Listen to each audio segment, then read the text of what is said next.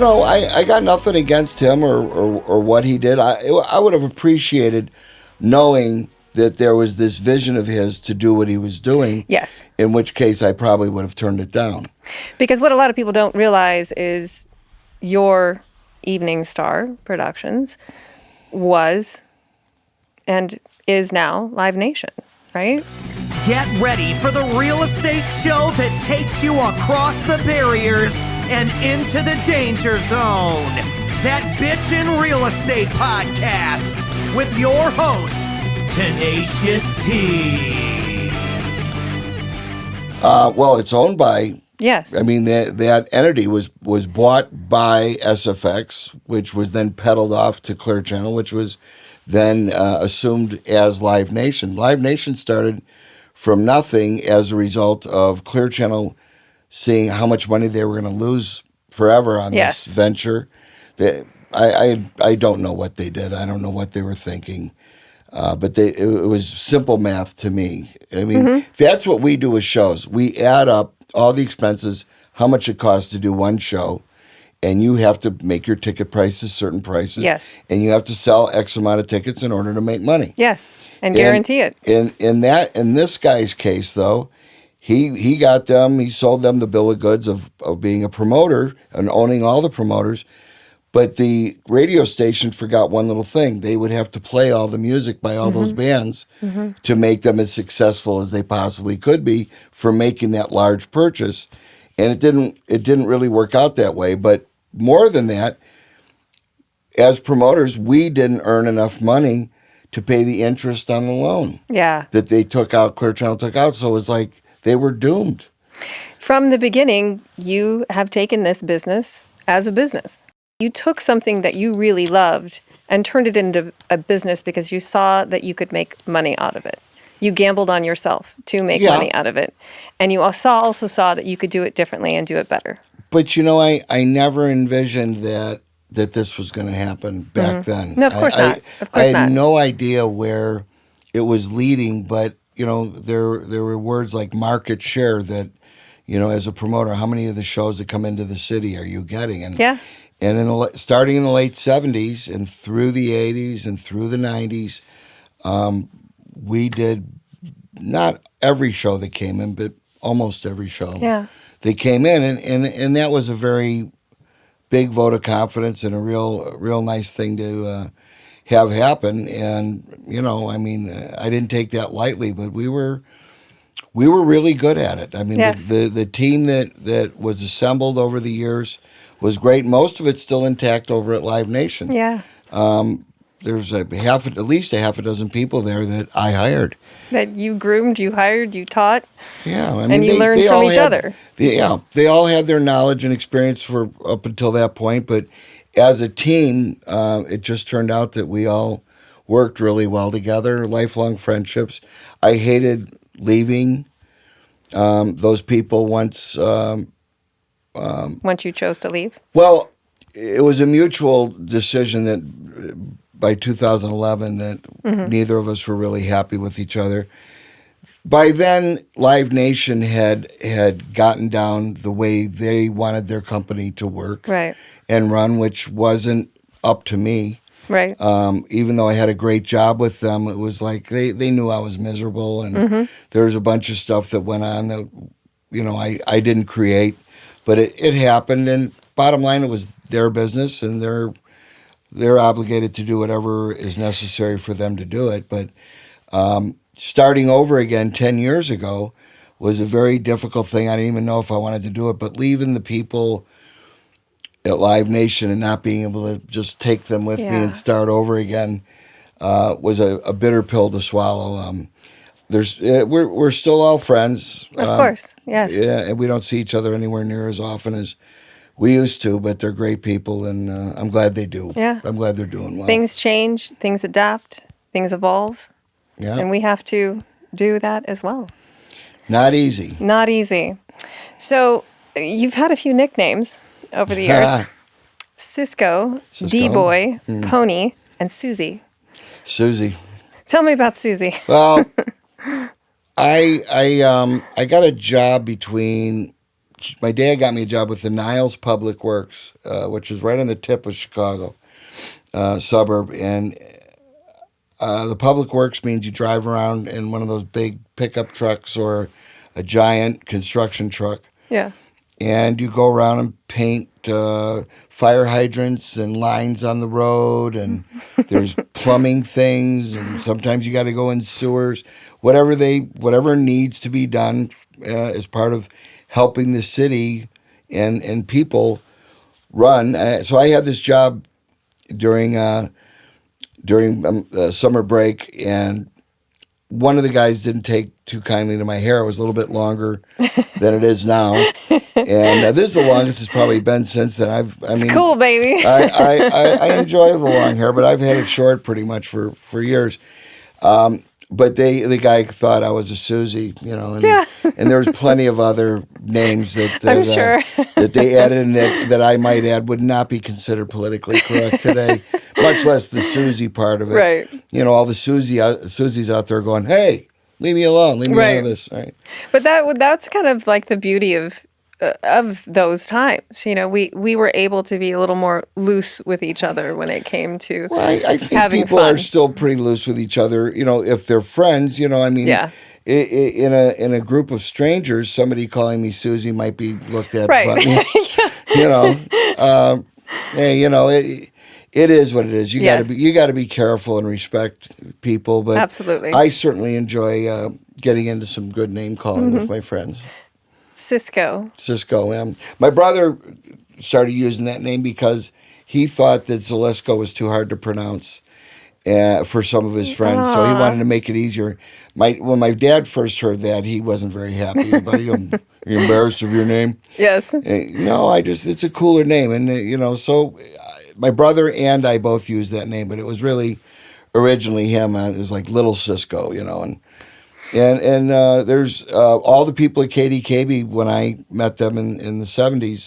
That to this day, a couple of them still call me that. That's cool. Because that's how they met me. Pony was with Frank Zappa. Frank Zappa always sang about ponies in his early albums.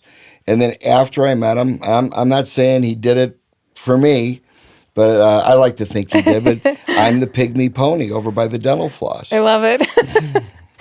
That must have been a trip, literally. Yeah, that was. D-Boy? The guy at Dooley's used to call me that. The Don Reno, the owner, he started calling me. He had nicknames for everybody. D-Boy. I'd hear it resounding around Dooley's. And a few of my other friends call me that as well. That picked up for them too. One of the stories, which also was very emotional for me, was your brother's passing. 81, I believe it was. My daughter was born on the same day, 8 years later. Wow. It's weird, huh? Yeah, no, that's cool. Yeah, but we all knew he was going to go. He was doomed from birth. He was what they call a blue baby, and he didn't get enough oxygen, and he would turn purple when we got cold or if he ran. Yeah. So he couldn't do contact sports. He played goalie, and his idea of playing goalie was throwing himself in front of a puck because he wasn't that good of a skater either. But he was a great guy, and he mentored me, and just those 3 or 4 years older than me, when you're 6 or 10, the difference is incredible. Yeah. And then 10 to 14, and then 14 to 18. It's just a few years difference, but it's a big deal. But enough to be a generational almost difference, because he's finishing high school, you're coming into high school. He's done those years, and you're looking to him for the advice, for the lessons learned, to compare notes with. And I got to watch a little of it, firsthand. Things that you want to avoid doing that your parents find out about. Whatever it is, staying out late or whatever, and not getting caught. We were by and large good kids. We had our little skirmishes along the way, but nobody ever killed anybody or did anything really ultra stupid. What caught me about the story of Ernie Banks at your brother's funeral is I'm a mother who's lost a child, and I can't the fact that you guys did almost a celebration, signing autographs, knowing that that's what your brother would want. I feel if I was your mother there, she probably smiled. I would have loved that. She couldn't believe it. Neither could my dad. I mean, it was... Please tell us that story. Well, my parents told me that he wasn't doing good, and this looked like this was it. I mean, they prepared us from the time we were kids that something could happen. But obviously, they wanted him to live as long as he could and have the life that as good of a life as he could have. But he had open heart surgery when he was 2, and he had a scar that ran all the way around, which I couldn't imagine doing as a parent with a kid that young. And he survived, and he was a tough guy. He was a fighter, and they had to be careful with him. But otherwise, he had a pretty normal life, other than the fact that he couldn't do what some other kids did physically. He still had a lot of friends. He had girlfriends, and he started riding motorcycles. And there's a lot of pictures in there of him as well. Yeah. Yeah. Well, he was the guy that got me to start collecting things and writing to ball players, and he was involved in a lot of things in my life from the very beginning. Yeah. And I mean, it seems like another lifetime ago when he was here. It's 40 years this year. Yeah. Which is really hard to believe, but he would have been 70. Wow. Right? And he's forever locked in my head as a 30-year-old. Yeah. Because that's what he was when he died. Yeah. So he, it was awful for him. It was awful for my mom and dad and family and everybody else, for him especially, to have to check out so early. But and there's no comparing that story to anybody else's story. Sure. But at least he got to grow up and be an adult and have a life and do all the things that adults do. He got to kiss a girl, drive a car, get drunk. From what I heard, he did more than that. But. So as you touched base on in 2011, I'm going to put it this way. You needed to breathe, and you enjoy what you receive from this business, and you started your own again. Yeah, I mean, but I'd already done that once, but the difference was when I started the first time, nobody really knew what this business was exactly. It wasn't what we have now, right, or what we even had 10 years ago. It really did turn into a business. Prior to that, it was sort of a business that happened in various cities around the country. But it wasn't as organized as it became after, some years. So by the time that I started over again, I actually wondered whether or not I wanted to. Yeah. And the fact is that there's so many friends that I've made along these years that the only time I'm going to see them is if I do a show. Yeah. Or they happen to come to town and I happen to be there, and then I've got to go to somebody else's show. Yeah, you have to go to the show anyway. And I don't really want to do that. Right. I mean, I've never been a good guest at other people's shows when I think I should be doing the show. But you don't want to be bitter about it, or of course, sour grapes. I'm so used to doing shows with these people that I'm like a fish out of water if I go to their show and somebody else is putting on, even if it's a friend that's doing it. If they're really a friend, they'd give me half the show so I could behave as I know how. Right. Yeah, but it's a totally different thing when you're on the other side of it. And if it wasn't for Jackson Brown and Alice and Shep and Cree and Buddha, who managed Jackson, I might have sat it out. I might have just waited or seen what was going to happen. But there was the shooting incident in Tucson that year where Gabby Giffords and Ron Barber got shot. And I can't believe that guy's still alive that did it, but he is. All these idiots that do these things.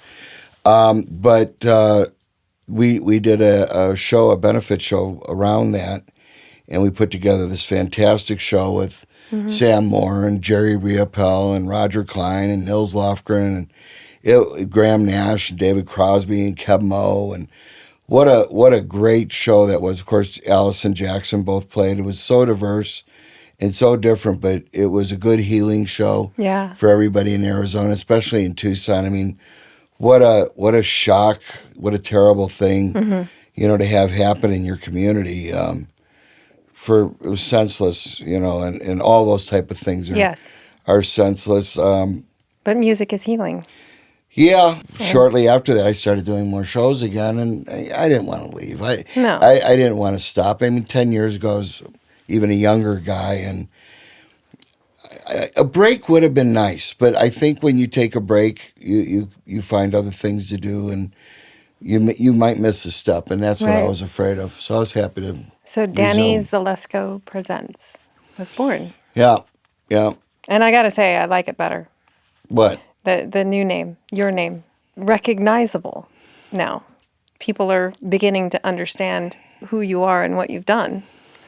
And I think it's brilliant. Well, thanks. It's an amazing business. It's an amazing job. I've always wanted to live in a city that had somebody like me as the promoter, because I like to think that not that anybody else is bad or anything like that. I like to think I do it different or better than most others. Yes. And that's me because it's me doing it. It's a really cool business, and it's great to be around the music. This has been a particularly tough year because we just spent the last year moving shows all over the calendar. And you have to try to figure out how to bring those shows back. And that's what I'm hoping we can do as a community. It won't be hard to bring them back. Most people, since these cancellations or postponements started taking place last March, most of the people that bought tickets have held onto their tickets, which is amazing. Bravo. Thank you. Yes. But, they already went through the trouble to buy the tickets, and they like that band, and because they could get the money back from them, and then the shows happen, and then they're not going to have their tickets. So I'm glad that people are doing that, and it makes me stay in it. Yeah. It gives me hope for it. All the bands want to come back and play, and the singers, and all the halls want people back. And, hopefully this vaccine thing gets rolled out sooner than later here. I haven't had it yet. I haven't had it offered to me yet. But I want to do that, and I want to get to where it was last February. So do I. I really want that back. We shouldn't have to feel like we used to take things for granted because we got to do those things then. That's life, and what's happening right now is something that should have never been allowed to happen. And but that's a whole nother subject. Yes, and exactly. I'm hoping that, everybody's got enough time to look at this thing now for the last year, and that hopefully we can dust ourselves off and I think we can come up with some ideas to start bringing it back even earlier than we think. Well, it's all going to matter. It's all going to matter what the success rate is of that vaccine. And safety protocols. Yeah. But I think for a little while, people may keep those masks on for a while they're around people. And it might take a little while to get away from what's happened, but it'll happen. It'll happen, exactly. It'll happen. So I have a small group of fun questions that I ask every guest that comes on. And I call them the famous questions because they're very similar to James Lipton's in the Actors Studio. Now, I would like you to think in the role of what you do, concert promoter, rock and roll. What is your favorite word in rock and roll? Favorite word in rock and roll? God. There's a lot. I don't know that there's a favorite word.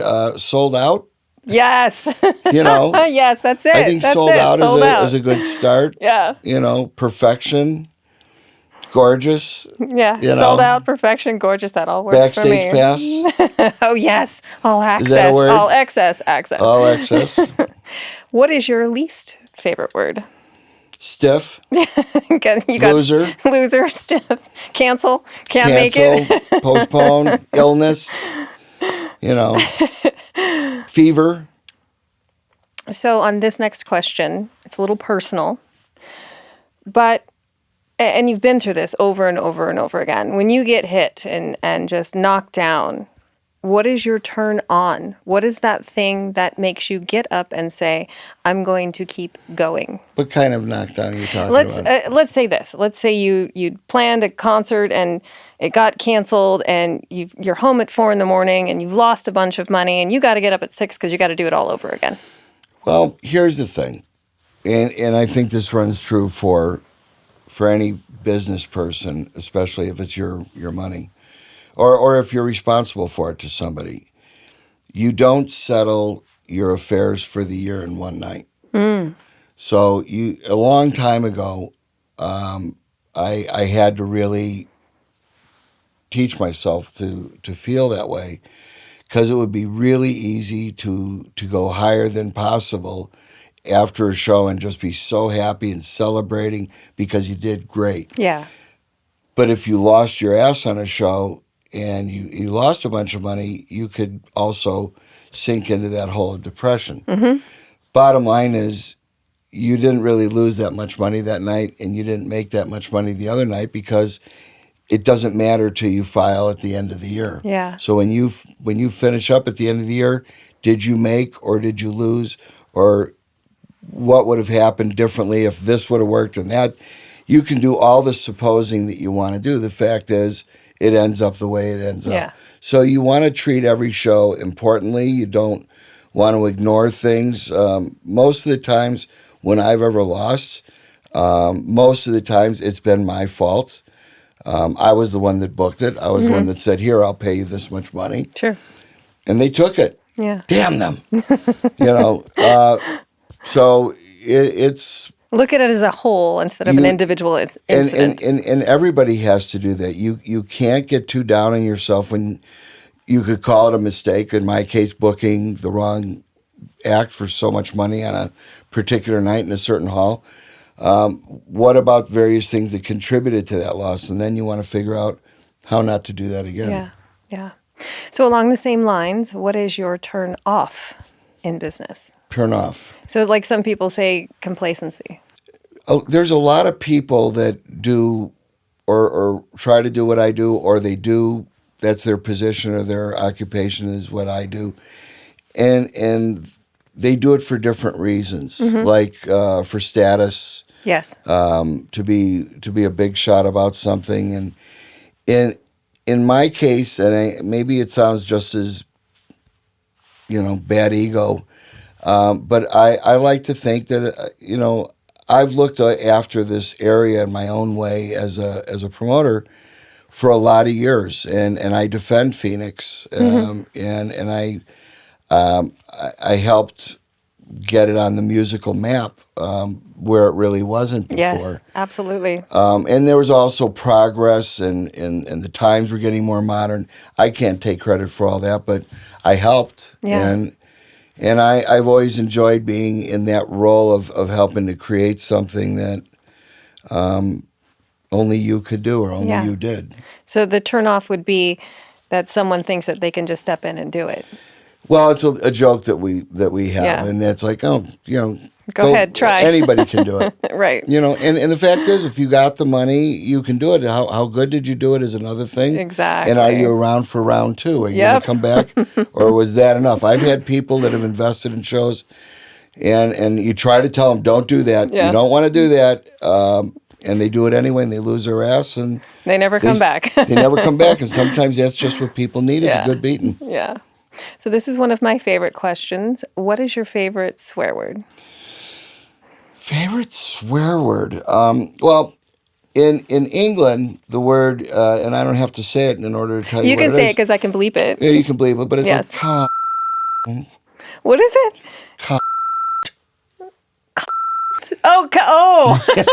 See you next Tuesday. Yeah, see you next Tuesday. I got you. I'm like, wait a minute. I have friends that we call each other that, and it's a very lovely term of endearment. You don't want to call girls that. No. You really don't want to call anybody that's not prepared for it. I will say I have used that word on several occasions. Why not? In the appropriate context, or I was very angry. But yes, it is a good word. It's meaty. Other than that, has there's a meat. great Chicago word that defines a lot of people who are wrong about what they're doing, and that.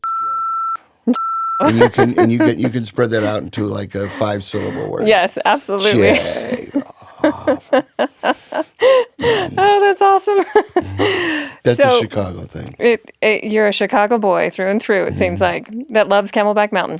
I do. So, along the lines of, this is a personal question. What is your favorite noise or sound besides music? Cash register. That's a good one. Yes. Cha-ching! You know, soft words in your ears at the appropriate moment. Yes. I don't know. I like the sound of the clock. A lock opening when you put the key in the right one. That's an interesting one. I like to know I have success. Yes. I'm getting in. So cha-ching, it's unlocking, cha-ching, and whispers in the air. Okay, got it. The car starts. That's a great sound, as opposed to, So what is your least favorite sound? And No, my least favorite noise would probably be the word no. ooh, yeah, that's a good one. I'm one of those kind of guys that if I think I got a point or I've got something that I need to get done, I don't want anybody telling me no. I like that. That's good. I People don't should take no learn for an that. answer very easily. So I want you to take concert promoter off the table, and I also want you to take just music artist off the table, and take yourself back to high school, being a kid. What would you have chosen for your profession? Baseball player. Yeah. Yeah. I would have definitely done that. I wanted to do that, and I thought I was good. I was a good catcher, but as a catcher for 7 or 8 years as a kid, it ended up ruining my legs, and both my knees are replaced now. Yeah. But I didn't start with that until I was in my late 30s. So I would have loved to have been a big league ball player. That would have been a gas. I don't think I would have lasted very long in the minors. But I love the attitude of baseball players. Football is just too rough and they're Yes. too big for me. But I loved football players. I could never skate, so I couldn't be a hockey player. Too short to be a basketball player.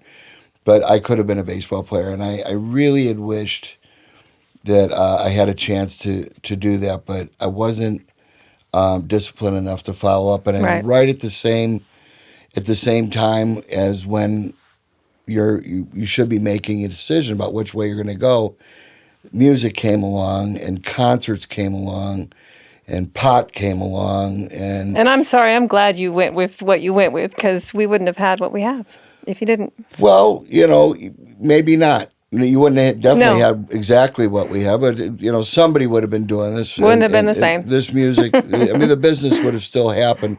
It just would have been without me. Yeah. And I like to think that my passion for it was contagious. Absolutely. It's always meant a lot to me, and it always meant a lot to me that people enjoyed the shows and came back. Yes. And tell me so much like that. And I hear the greatest things from people at concerts, many of whom I recognize, can't remember their name, but you just know the look on their face that they're happy. And and to have a gig where it involves actually getting to see the response and the feeling that people have when you're done doing your job, and they're giving you a thumbs up, there's no replacing that. You're a joy bringer. Well, I hope so. Yeah. Last question.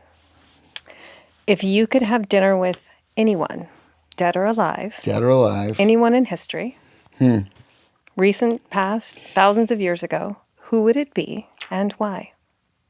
Well, one of the first things that comes to mind would be Babe Ruth. Wow, yeah. Babe was one of my idols. Bigger than life. I always loved Bigger Than Life. And I never even got to meet him, but I was born 6 years after he died.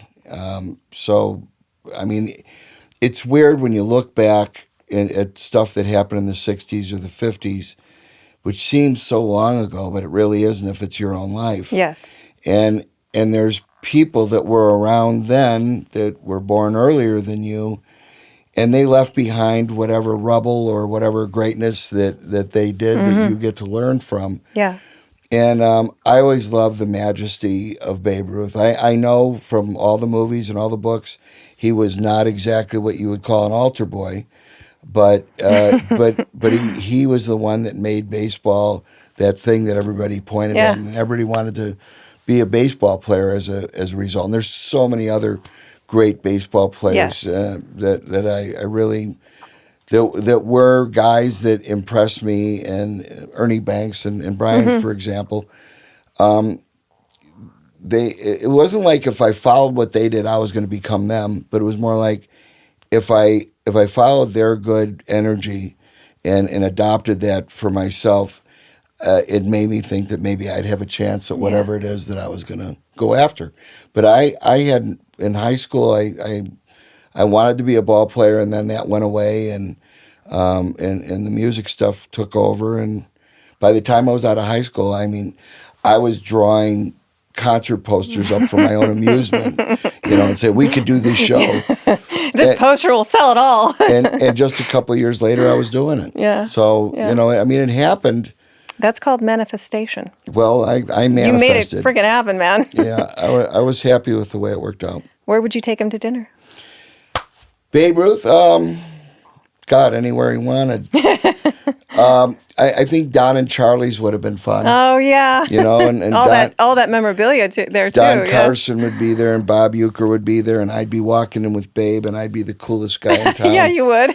That was the great baseball restaurant. Yeah. And since he closed that, then I would guess I would have to take him to Avanti's or Tarbell's. Speaking of which, I usually like to get a little gift for my guests that come on the show. Oh, really? Yes, I do. So I have a favor to ask too. Uh-oh.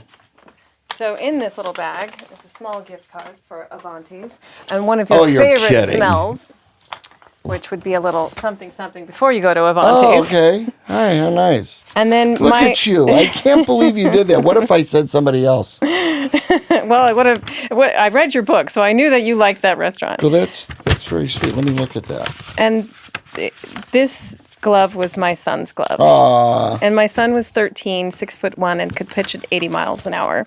He would have been a brilliant baseball player. He never got to see a concert. He never got to hang around a major leaguer. I would be honored if you would sign his glove for me. Sure, it'd be my honor. And at that will wrap our show. Let's do a quick exit as to how can people get a hold of you if they wanted to get a concert promoted or just get a hold of your book? If you want to get a hold of the book and get a hold of me, there's a website, and it's dzplive.com. Mm-hmm. All the information about the book is there. The information about concerts that we have booked are there. And there's also a place for contacting us where you can write a note. Awesome. There, or I'm on Facebook, or info@DannyZeliskoPresents.com. You can write me an email. Love it. Thank you so much for coming on. I've had a blast. Oh. This is Kimberly Toko, Tenacious T, out. And that's it.